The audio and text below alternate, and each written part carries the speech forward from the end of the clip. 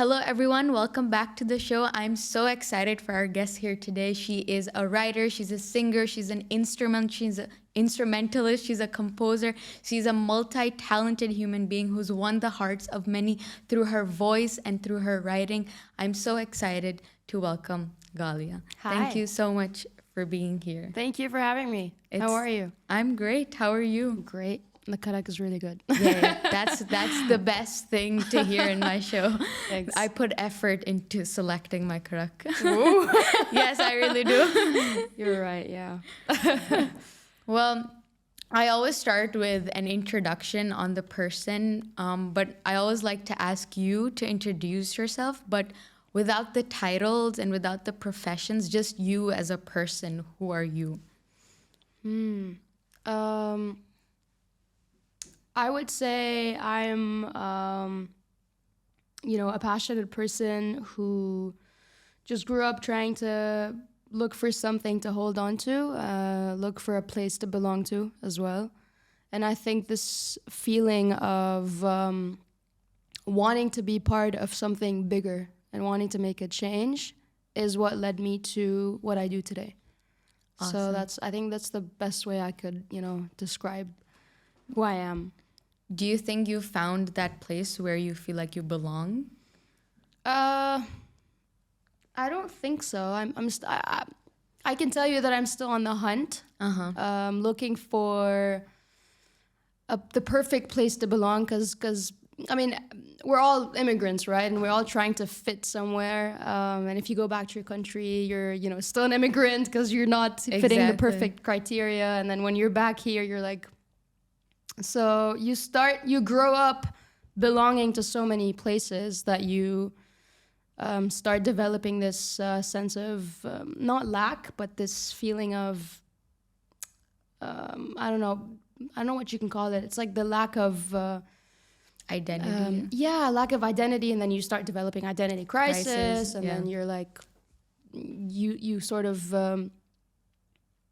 you long for, not sense of belonging. There's this word for it. It's stability. Literally, you long for stability. You long for a single place, a single person, at peace, where you feel at peace of mind. Yeah. Yeah. Rather than just belonging to different other places. So do you think it's been a struggle to be someone who lives somewhere else, is from somewhere else, and who goes through different cities? Definitely, don't you? For sure. As an expat, even though I was born and raised here, and what I've known is UAE. That's literally what I've grown up seeing. So when I go back, it's like I'm Pakistani, but I'm also not. You know what I mean? Exactly. Yes. So for sure. And I bet every other expat feels the same way. Same way. Yeah. So that's nice to know that you're not not alone. You're not on your own. Yeah. But again, it's amazing growing up in such a multicultural, society. And I mean, we grew up in Al. We grew up with people from different nationalities, different backgrounds. So it's already engraved in you. It's this diversity that you grow up with. It becomes part of your life, but also side by side with that feeling of belonging. Yes. And yeah, for sure. I think growing up in a place that's so diverse as here, I feel like a lot of my opinions and perspectives don't really align with the values in Pakistan. Somewhat align with here, but also not. Exactly. And they kind of align with the people I meet. So it's just a mix of everything. It's this gray area, it's gray middle ground. Exactly. Yeah. So it's confusing, but I think that's just so beautiful about our identities. It's the imperfection that's really interesting. Yeah. I bet. And do you think it's something that you would want to answer, like finding that identity that you feel comfortable in, or is it, or you like having that confusion? I think, Mahreen, having this confusion is actually what made my career. Because if I was thinking back, if I was a person who typical girl who grew up in Syria, let's say, in Damascus back home, started singing, started, working in music and stuff like that, I think I would have ended up just being another Syrian artist, But this little spice growing up in the UAE with Yes. with all these untold stories. That was actually the one that was the thing that actually made my career, made me who I am today. Wow. Distinctive, conflictive, different, and all these words all together. Just put them in a mixer. Yeah. This is who I am. And do you think that identity or the identity crisis that you somewhat go through Yeah. has been seen through your music? 100%. I think everybody reads that through my music. And I think a lot of people are relating because, Yes, exactly. especially expats, Exactly, yeah. because it's loud and clear. You know, when I sing on stage and when I make music in the studio, it's clear, it's loud, and it's out there. The message is out there. I'm conveying the message that something is going on here. Even with feelings, it's constantly like it's this constant feeling of feeling like you wanna speak up, but you're shy, but you're also like, you know, there's stigmas, but you don't want to Yeah. cover them, but Yeah. there's taboos. It's this, you know, constant battle in your head. Yeah. So yeah, you can definitely hear it. And talking about stigma and stereotypes and social issues, I feel like music is such a powerful tool to address these things. Yeah. Is that what you want to do through your music, or how do you navigate through that in your music? Interesting question. I tend to not think about these things when I write. When you write? Mm-hmm. I tried doing that. I tried following that style where I'm like, you know, in the studio one day and I think about, you know, covering, I don't know, writing about a love topic, let's say, or a friend who just had a breakup maybe. I tried that, but it didn't work, honestly. It's too practical, I feel, and it's too systematic that it doesn't work for me. Yeah. I think just going with the flow and going with your feeling and just, you know, getting out of bed and walking to the studio in your PJs and you're like, oh, today I'm gonna write a happy song. I think It's based on your emotions at that Exactly. time, or like what you're... fresh emotions, fresh ideas, nothing, maybe a lot of feelings bottled up, but nothing that has to do with like planning and being strategic about it. What do you it's listen to, by the way? spontaneous. What do I listen to? Yeah. I listen to, like, my sisters hate this, but I listen to really slow, soft songs. So I really Okay. like listening to Like Ed soft Sheeran. pop. Yeah, I Ooh. also like soft pop. Okay. I listen to, that's maybe the most basic answer, but I love, like, Ed Sheeran. I could binge, like, listen to him No, I all agree. day. I listen to a little bit of James Arthur, like all the softs. Yeah, James Arthur. I love James Arthur. Oh, really? Ed Sheeran is a pretty good, honestly, he's a pretty good songwriter. Yeah, for sure. You'll never get enough of him. So For I know, sure. I agree with you. Yeah, so I think, but the thing that I've kind of struggled with is finding music that I truly relate to. I think a lot of this music that I listen to, like Ed Sheeran and stuff, they make me feel good in the sense that it's calming and it's Okay. nice to listen to, but I don't actually relate to the lyrics. Ah, So okay. I don't feel like I've really found like a specific artist, you know what I mean? And so when I stumbled upon you and when I heard about, I know you talk, I mean, not talk, but I know like the identity crisis kind of Yeah. creeps into the music that you produce, but I know a lot of it is in Arabic. Yeah. In the beginning, it was in English. That's but right, You kind yeah. of transferred to Arabic. So that was something I kind of struggled with. So when I found out about your music, I was like, this is relatable, but I couldn't understand a lot of it because it was in Yeah, yeah. Arabic. Yeah, if I'm being honest. Yeah. You're right. Yeah.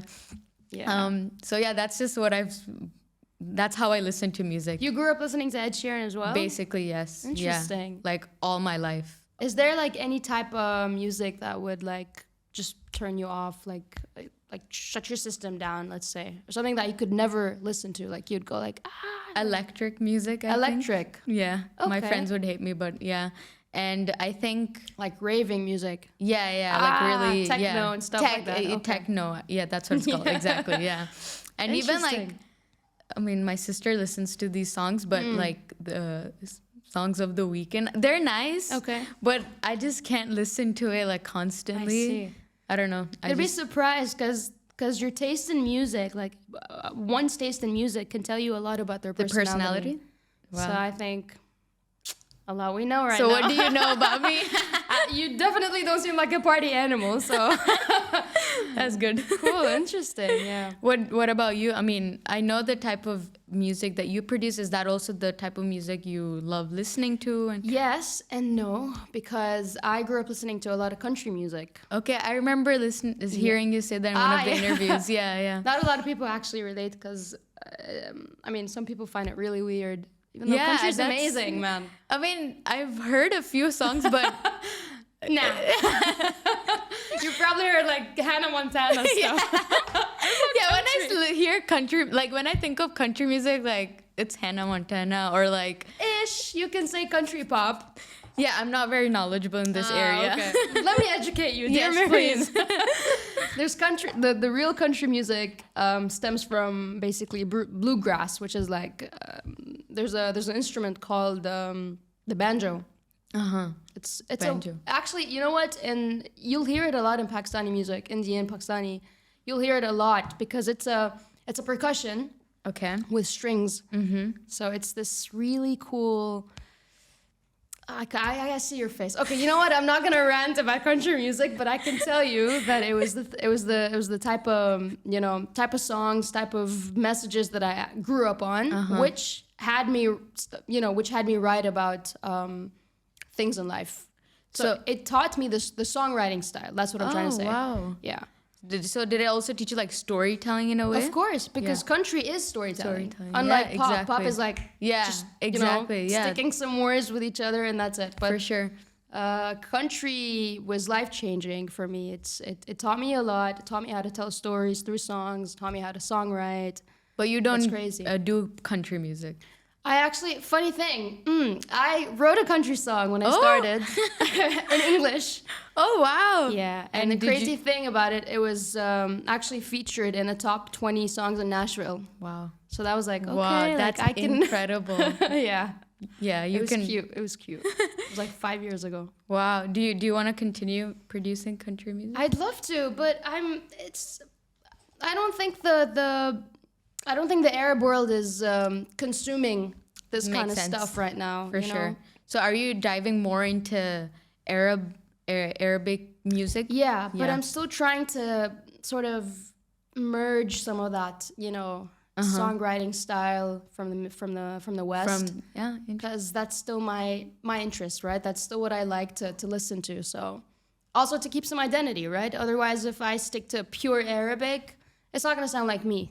You know, it's gonna sound like it's stitched or something. Yeah, exactly. And So, I was actually just gonna ask you how your identity influenced like the type of music you make. So that's interesting to see how you bring in those. So two. the banjo that you have a problem with, apparently, and it's a lot of other, instruments, which is the electric guitar. It has nothing to do with Arabic music, but it's, it adds a lot more. There's many other elements that you could add to an Arabic song that would actually just give it this crazy spin to it. Yeah, twist. It's crazy. It's crazy how it's like an ocean. You'll never get tired of it, and you always get to experiment. That's the best thing about it. That's so cool. Yeah. And you speak so passionately about like music and singing and songwriting. So I want to ask you what music in general just means to you. There's sound in everything, Mahreen. There's your vocals right now. You're creating sounds, and sound stems from frequency, and frequency is everywhere, right? The movements of our bodies, the streets, the buildings, the sound is everywhere, and that's what I think keeps my brain functioning. Like I think that's what keeps me going. Otherwise, if sometimes I think like, what if everything just goes quiet? Like, well, what would happen? My career would be over. My talents would probably go to trash. I'd have nothing else to do in life because that's crazy to think about. See, like it makes you grateful. It makes you actually appreciate what you have. Sure. So yeah, it drives me mad that sometimes I'm a bit maybe slower than everybody else in art, in music. But that's just because I sit there and I listen.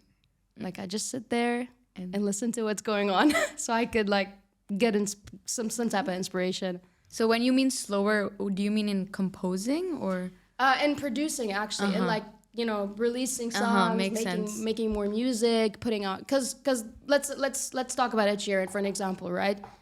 This guy puts out a song every week? I don't know, every other month. I guess, yeah. So the consistency is crazy. Crazy, yeah. It takes a lot to make something like that. Sure. But it's also because he has like he probably has like a team of writers or a team yeah, exactly. I don't think he's the only one writing. Yeah, I mean, I assume because it's very demanding and it's very. I mean, you'd have to like lock yourself in a room or something to be able to produce a list of, I don't know, 20 songs. So yeah, I've learned to just sit with myself, listen to the world. I think just listen to what's going on. Like process what's happening. Yeah, literally. Sure. Yeah. Yeah, processing. Great word. Do you think that you process your emotions better through music than for example, if it was to have a conversation with somebody, like if it was like a difficult topic about what you're feeling, do you feel like music is kind of like an outlet for you to let go of express. that? Yeah, express, exactly. I like to express through music, but that's not the only way I do it. Mm-hmm. I know a lot of artists sort of exploit music just to express, and sometimes you're like, okay, this guy made a love song a month ago, but then now I'm listening to an angry song, a breakup anthem. A breakup, yeah. I tend to have this up and down all the time, so I try to sort of let my emotions through something else. Maybe I don't know, through the gym, basketball, volleyball, whatever it is. Because if you're constantly gonna produce something because you're feeling some type of way, I think you're gonna drive the audience crazy. Like I think you're gonna drive them mad. Yeah, and isn't it unhealthy for yourself as it's well? It's toxic. Of course it's unhealthy. That's like, insane, yeah. Definitely. But I know that it works for a lot of artists. Yeah. It doesn't work for me. Yeah, makes sense. Yeah. And I think that's healthier to have like different outlets to express your emotions. You definitely need to have more sources, more outlets. And I know there's this saying about find something and let it kill you. Find something you love and let it kill you. And let it kill you. I think this trend about how you have to find a passion and then you have to go crazy for it. Yeah, I don't think that's healthy. Yeah, the hustle culture. Yeah, that's very toxic. Yeah, it's one way or another. It's gonna drive you mad. Yeah, regardless. Exactly. Yeah, but if you're gonna do it to an extent where you're sacrificing your health and everything else, that's kind of intense. Yeah, I think 100%. That makes sense. I think for me personally, I've had like some unhealthy outlets, some healthy outlets that I've kind of figured out. What? like the initial way for me to process something is to just not process it, is to basically ignore and like suppress binge watch like a show. Pleasure. Literally, I was telling my sister about it the other day, and that's literally the first thing I do. It's not the best, but at least I've acknowledged it now. Relate. You're right. Yeah, and then I think TikTok, Netflix, TikTok. Basically. And then you're stuck in this loop and you're like, how do I get out? And it's like in the back of your head, but you're just like pushing it back. Not now. Yeah, but it's always creeping in. You're right. And then like I've slowly tried to find ways to articulate that. I think the best thing is to articulate that, whether it's talking to someone or writing or whatever. Right. And I think journaling has helped me. Always, yeah. Is that something you do as well? 100% on a daily basis and I picked this habit up in school actually, specifically grade 11. That's when my depression spiked and I'm like, I have to find something to let this out. Yeah. And I picked up journaling and it's been working magic since then. What about you? I think I started 2 years ago when I started college is when I actually put in effort into like having a book that I would write regularly. Yeah. Yeah, it's something that's definitely been useful. It's very helpful, yeah. And I think a lot of people should do that. Yeah. I know a lot of people don't do that, especially in the society that we live in. I think we should, educate our kids when we grow up. For sure. You can see it happening now, like the anger, the depression, And a lot of people tend to bottle up emotions because that's what Exactly. I feel like society kind of results in you doing. Because like for me personally, when I think about it, when I'm feeling sad about something or sensitive about something, the first thing I would do is cry. And that's just a natural instinct of me. Of course.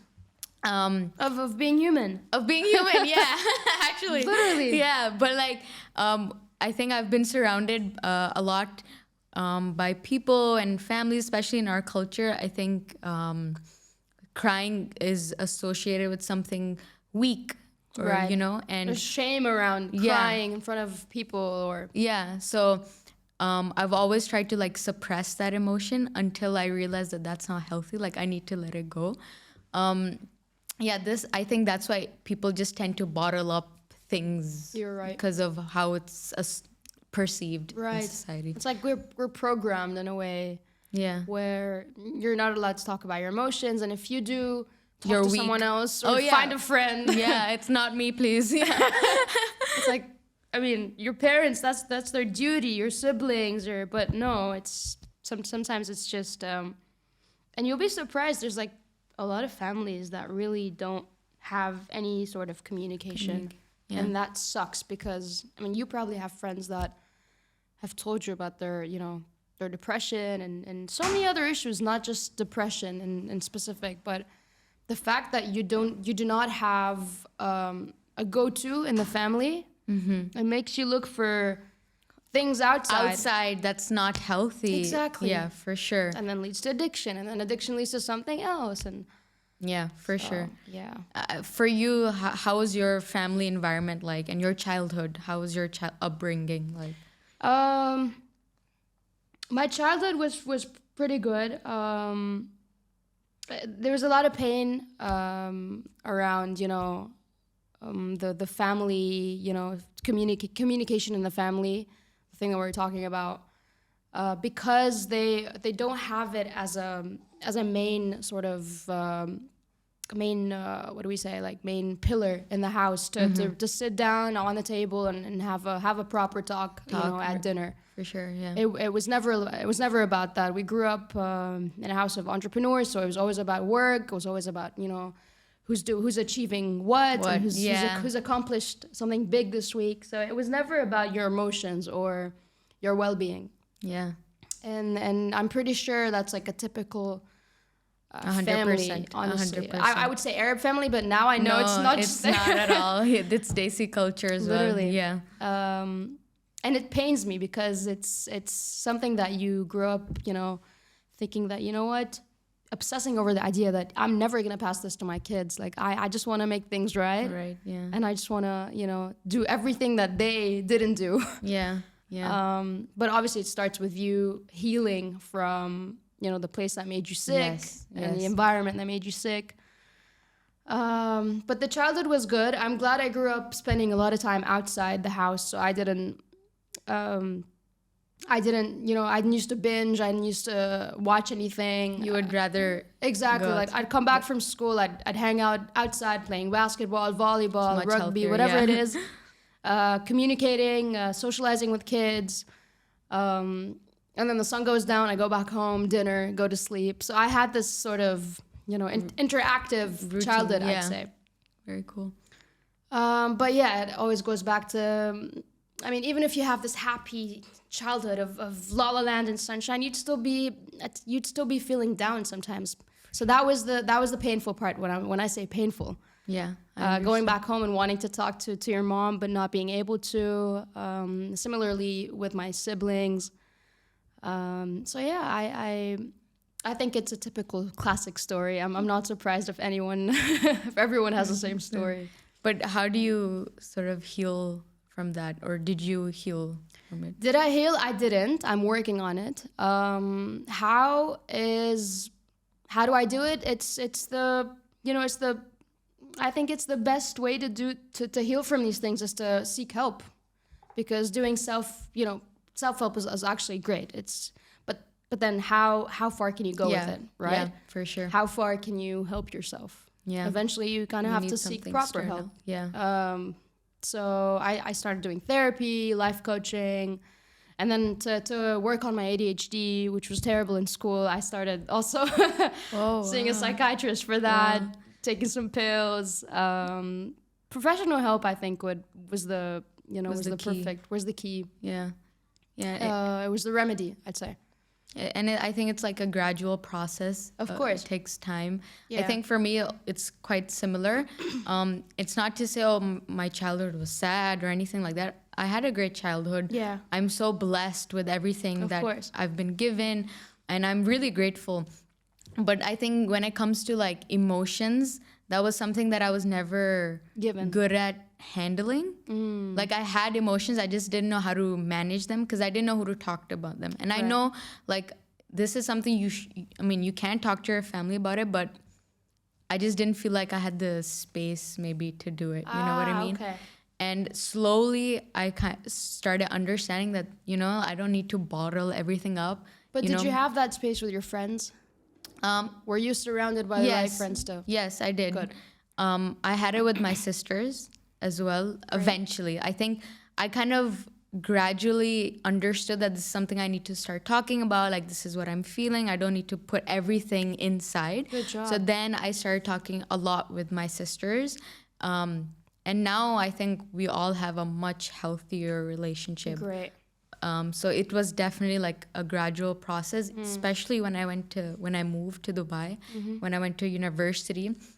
I started realizing it more that, of course, I meet so many people. And the distance helped, right? For Being sure. alone, like you stay in the dorms, right? I have an apartment. Great. Yeah. So you stay by yourself. Yeah. You know how it feels to have this sort of quiet space for yourself. For yourself. You reflect. Yes. And then when you go back to the weekend, you actually feel energized to spend time with everyone else. And I've come to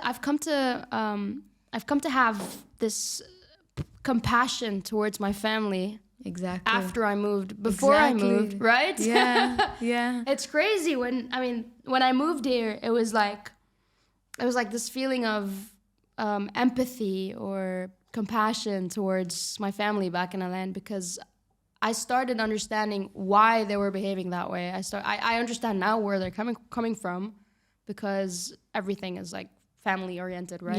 Yes. From their family, and its culture. Exactly. Yeah.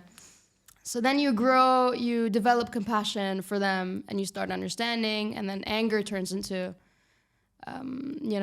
just this chill feeling of, you know what, I'll let you be you, you do you. Yeah. And you're able to have much healthier communication as well because of that, when it's not anger. Exactly. I think anger for me, like, I wouldn't understand like why whatever is happening the way it is. And you stop connecting with them when you're angry. You're like, I don't want anything to do with you. Exactly. You're like, I don't want to talk. I just want to yell. Exactly, yeah. It's definitely, when you're able to convert that anger to something more peaceful and understanding, I think that's success. Yeah. No, I agree. Yeah. Man, our society needs some, like a group therapy maybe, or For sure. You remember the struck from COVID where we used to like spray? There's something in that. I wish they could do something like that. In another world, maybe someone should do that.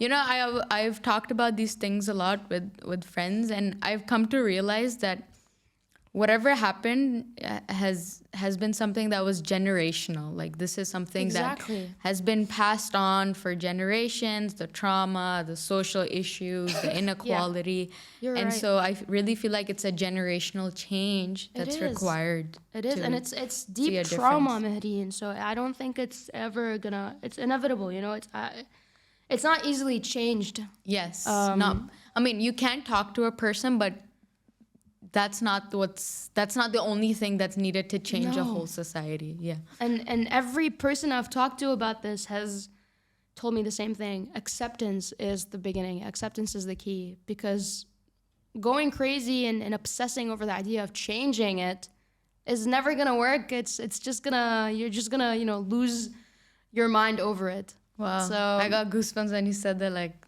that was just real. like a click. Yeah, like a reality check almost. Yeah. And that's what I learned. I think acceptance is what's gonna help us move on, and just hopefully, pass it on to our children and not make more mistakes around that topic, or maybe even unlearn these things that we grew up learning. Exactly. Acceptance. Yeah. It is.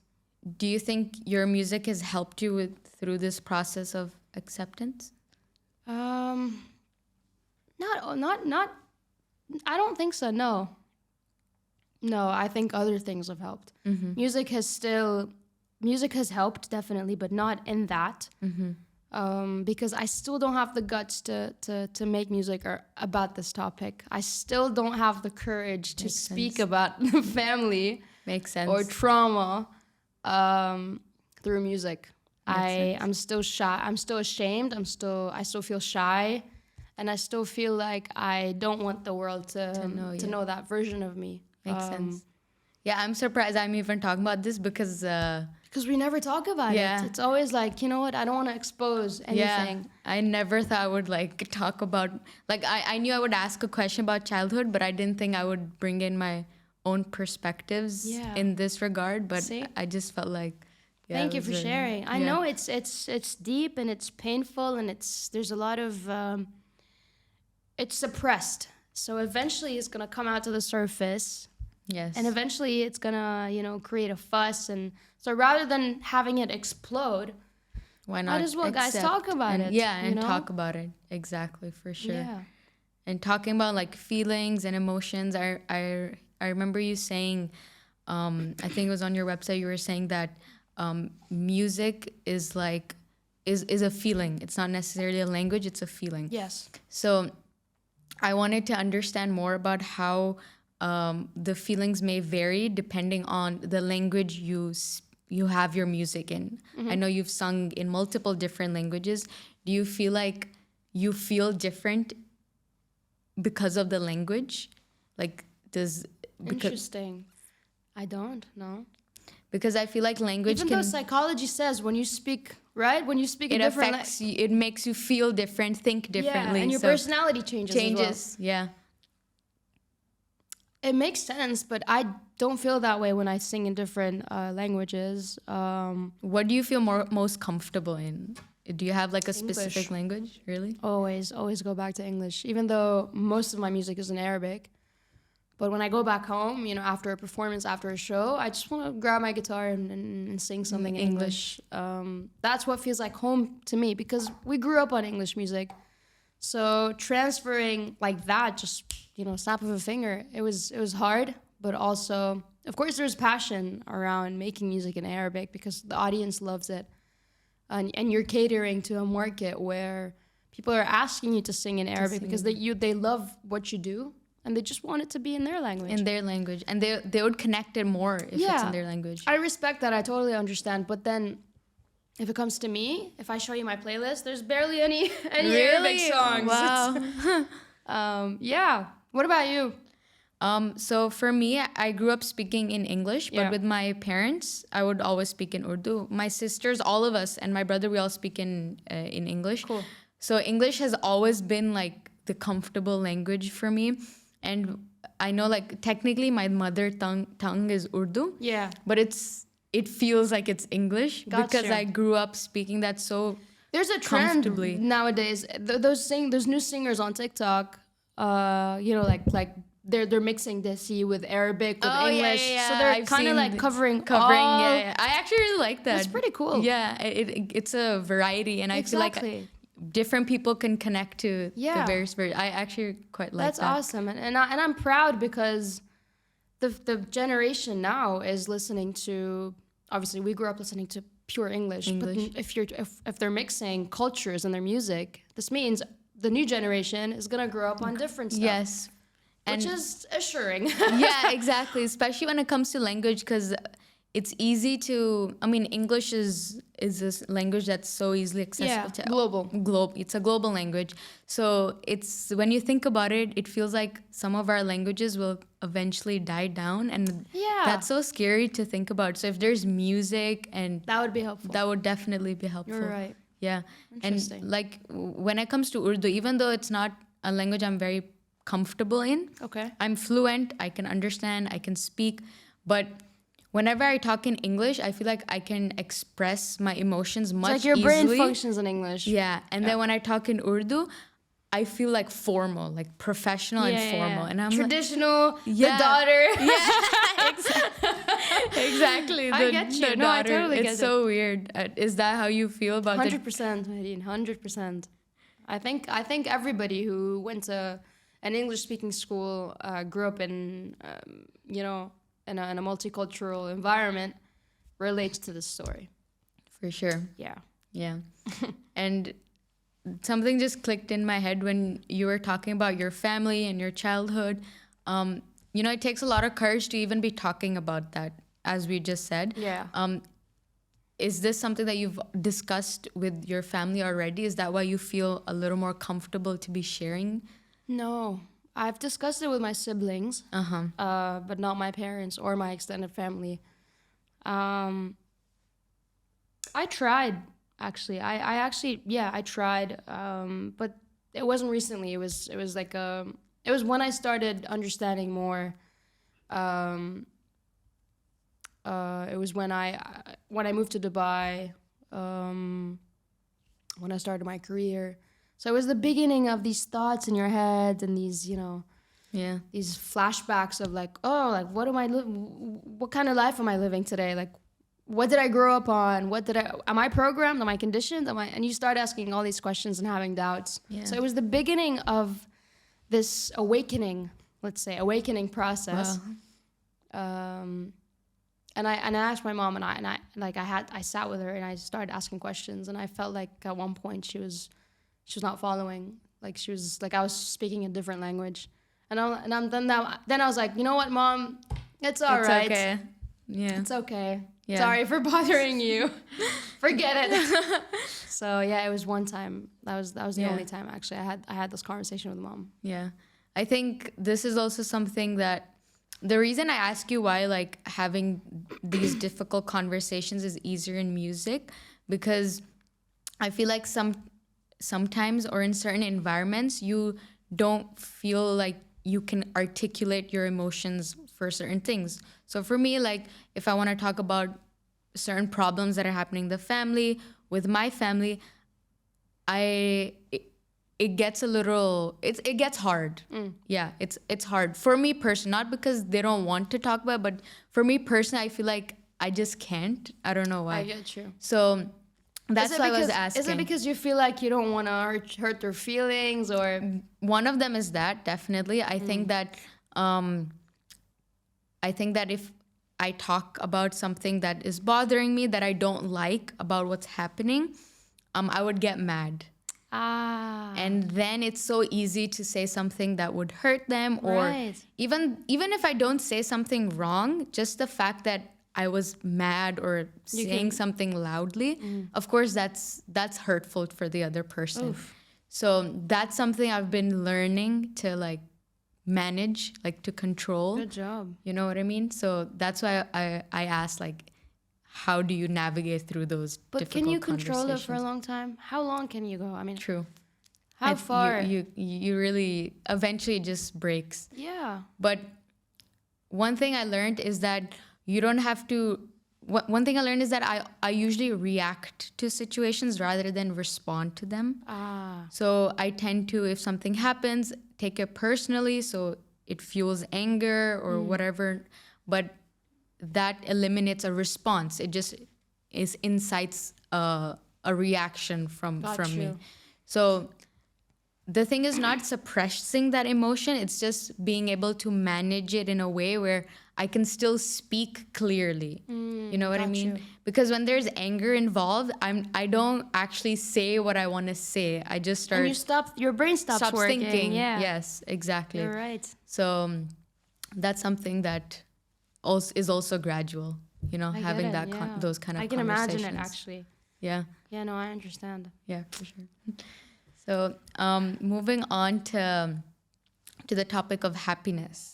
And I know music is something that, as you said, you talk about through, you bring in your identity crisis through, you express your emotions through, and it probably makes you happy as well. Yeah. So before I ask you if it does, I just want to ask you, what do you think happiness is? What do I think happiness is? Um, if I put them in a bullet, like in bullet points, because that's how my brain functions. The first bullet Wow, point. you're so organized. I wish I could do that. Definitely not organized. It's just the ADHD that sometimes plays its role. First bullet point would be asking yourself who you are. So finding who you like, Who you finding are. yourself.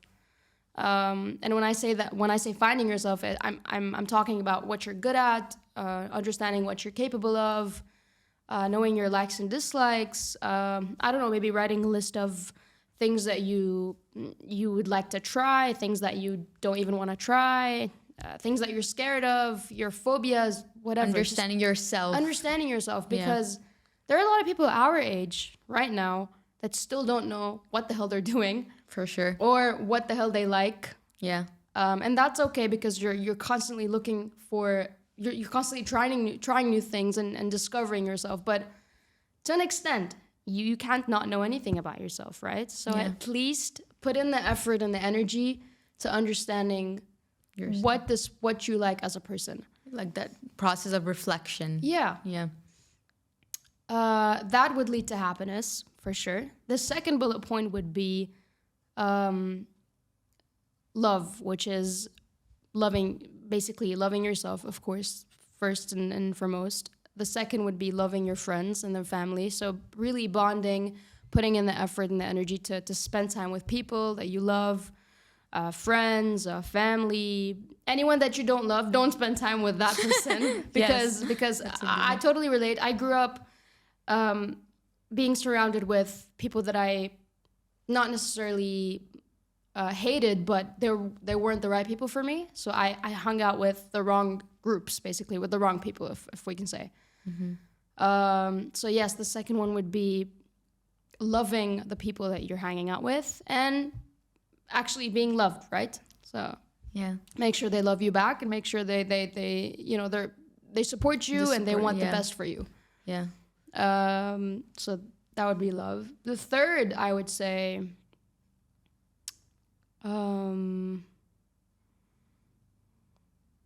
what do you think the third would be? I would put faith. Oh, faith would be a big one. Yeah, that's a really good one. Yeah. Yeah. I think faith, finding something to believe in. Also, which also stems from sense of belonging, because otherwise you're no one. You don't have anything to connect with. Yeah. Faith is a big one. Finding a connection. Some people might argue that being religious is might not work with them, might not work for them, but it's okay to be spiritual. Everyone has the ability to be spiritual to connect with something, literally. Or some source or whatever it is, whatever you're comfortable with. Faith is a big one. Yeah, I love that. And anything that falls under faith is,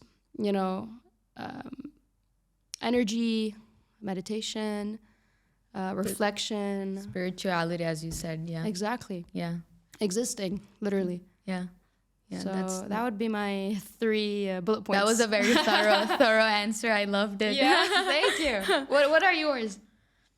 To be honest, these are questions that I was never really able to answer, which is kind of what inspired this show.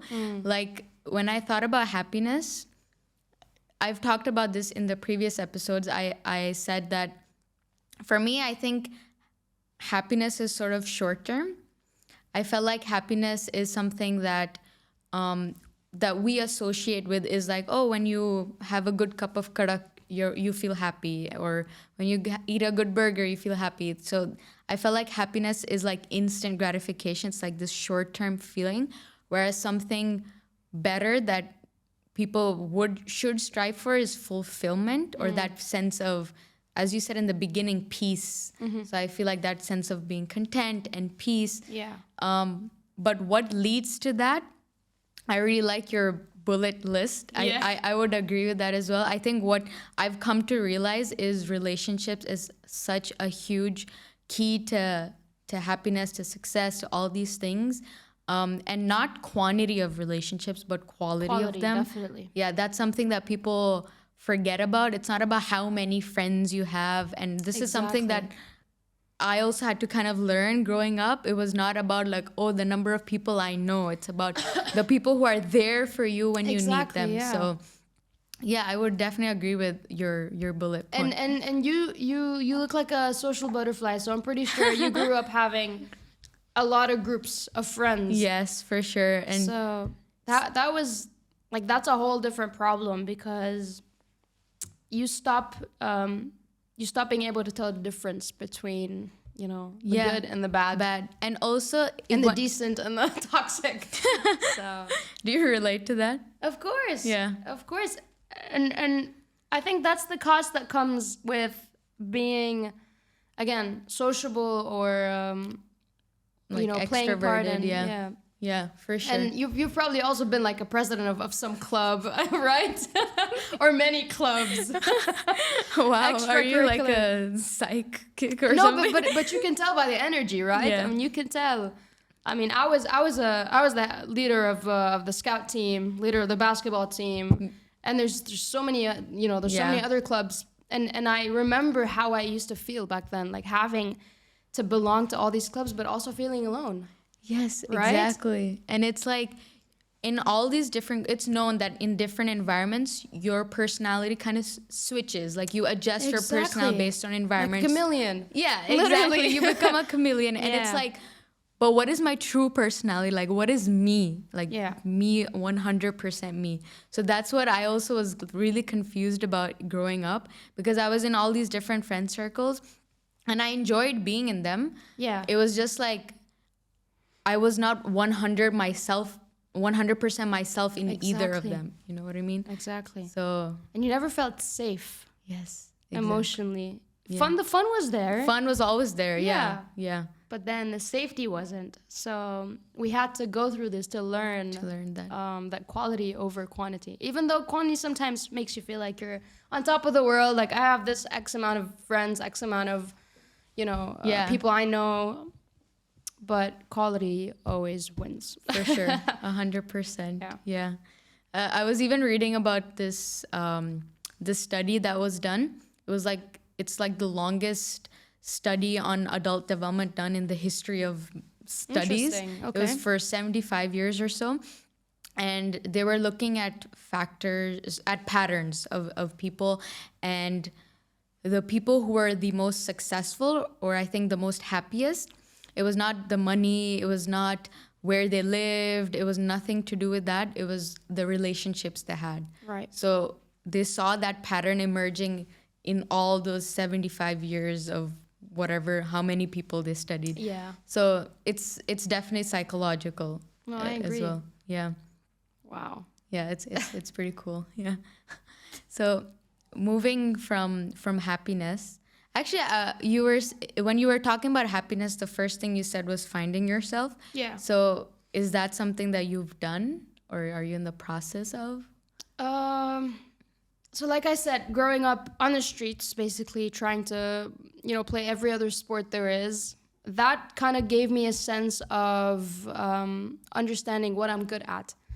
So yeah, I'm still practicing these hobbies. I'm still, you know, playing basketball, beach volleyball. I'm still going to CrossFit. I played rugby. Wow, you did everything. You're so multi-talented. In another world, I think I would have been like an athlete or some shit. I wouldn't be surprised. Yeah, and I'm grateful because, I mean, I see how families right now raise their kids and they're just binging on iPad or something, like, you know, he's like a video game legend or whatever. I mean, no offense, but I look back and I say, you know, thank you. I thank my parents, honestly, for allowing me to have that opportunity.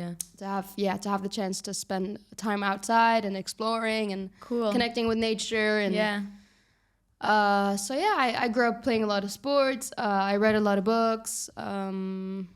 You know, did all these things that I think any normal kid would do at that time. But you did How did you almost spend everything. it? What did you used to do?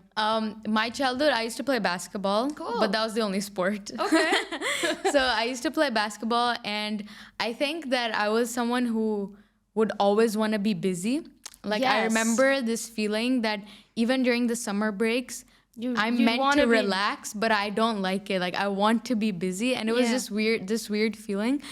So I would always try to take up a project or something like that. And as I said, I was into entrepreneurship. Nice. So I would always like try to manage a club, as you said, or Nice. host. I used to host Come a up lot of with events. ideas. Yeah, basically ideation. That was something that I loved doing. Nice. So I spent a lot of my childhood doing that. Like Good job. actually. It builds your personality. But I wish I did spend more on sports, even though I did play basketball, but not as much as I would have hoped. It's really not about that. It's about dedicating yourself. Like you said, it's about dedicating yourself to something and giving it everything.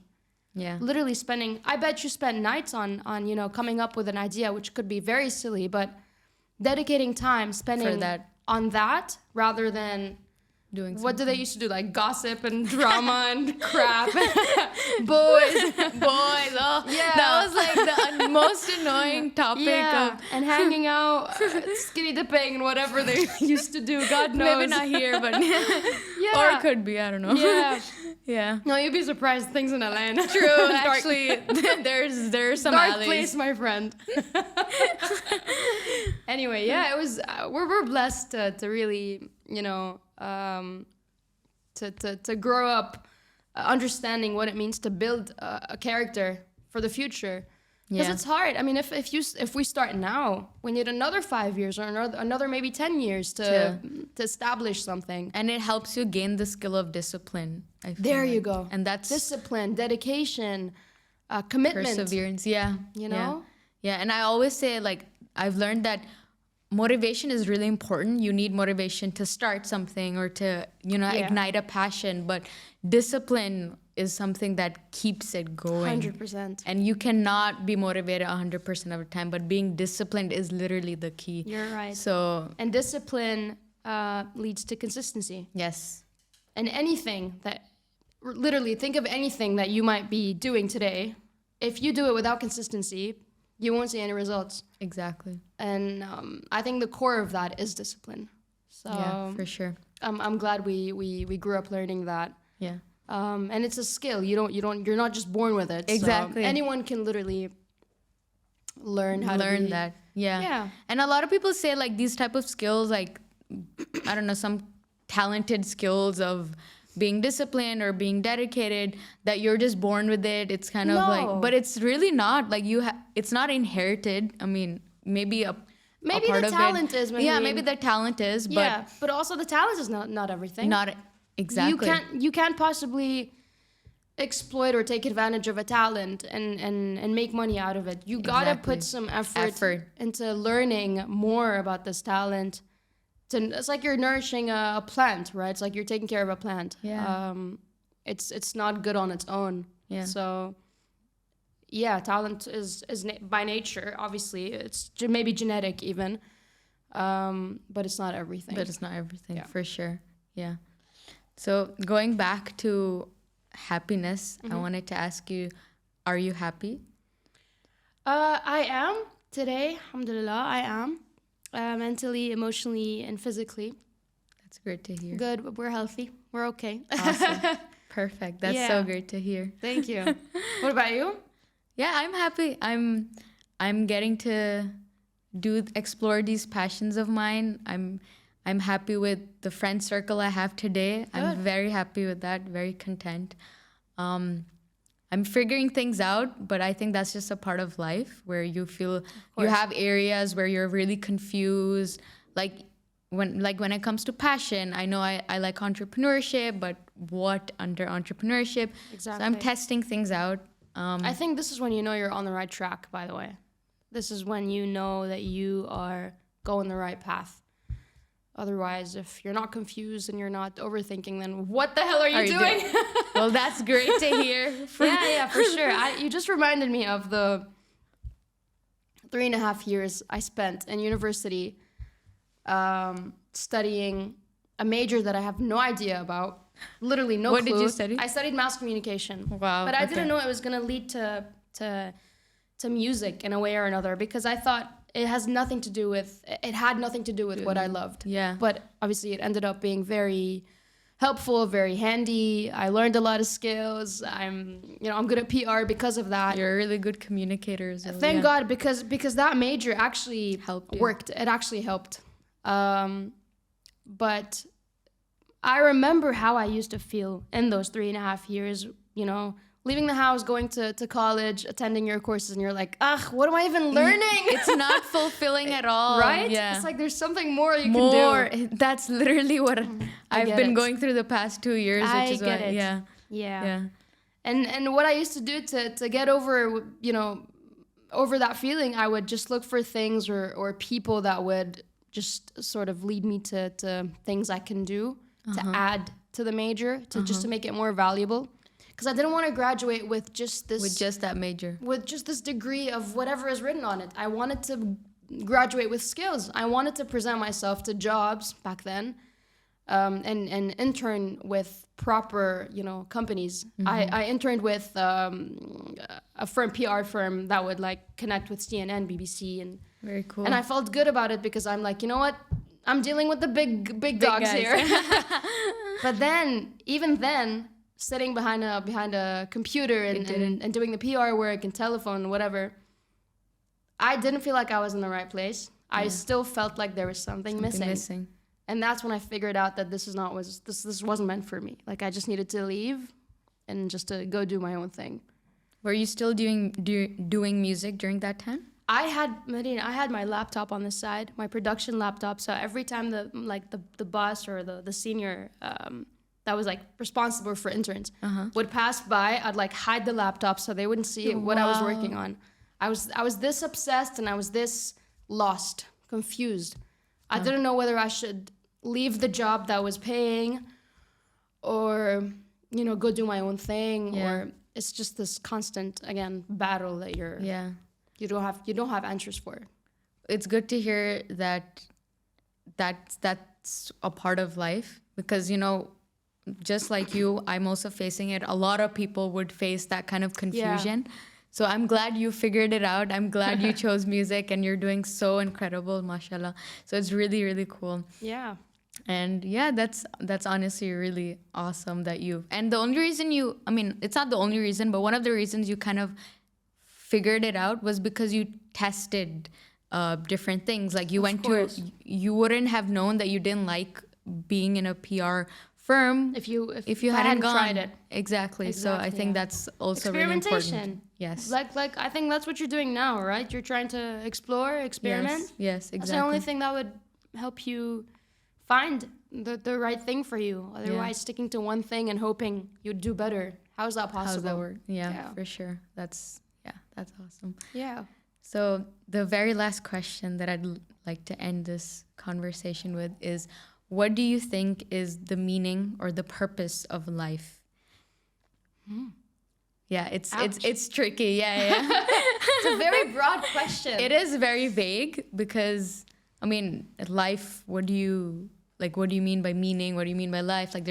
You can have different interpretations on it, and you may not even know the answer of this, but just from your experience today, what do you think is the purpose of what you're doing or of life? I like to think that we are here for a reason, that we're living a human experience for a much bigger purpose.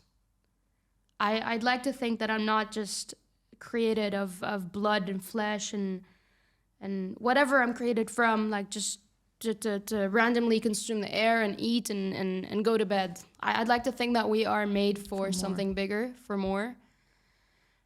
And I think if we are destined for a bigger change, then let's work on it. Then let's actually be part of change. Yeah. Let's try to contribute to give back to the world, because that's why we're here, right? Otherwise, why the waste of air and waste of air and food and oxygen literally. Yeah. I think everybody's capable of making a change, And I think we're all meant to be living this human experience, to create, to give back, to contribute. Yeah. Awesome. Yeah. I love that. I think most people's answers lie on what they personally should be feeling. That's what life is about. Like it's maybe about struggling, it's maybe about feeling happy. Yeah. But I like that your answer was related to change and like society in general, or like the impact that you create. So yeah, that's really cool. Yeah. Thank you Thank so you, much Mahreen. for this. This was awesome. I truly enjoyed this conversation. Thank you so much. In the complete end, we usually do like a little Woohoo! yeah. So I finished my karak. I'm gonna have another one. you finished it. There's some more if you'd like. Can I have some more? Yeah, Can I just take the pot with me? I'm glad you. So this actually came from right when we left. We Oh got my God. so Alain Karak is the best. Ah, you'll never find anything Alain Karak, better. Alain shawarma, Everything. Paratha. paratha. Excuse me. Chili Screw the paratha. shawarma. True. Yeah. So Thank you, thank you Mahreen. so much.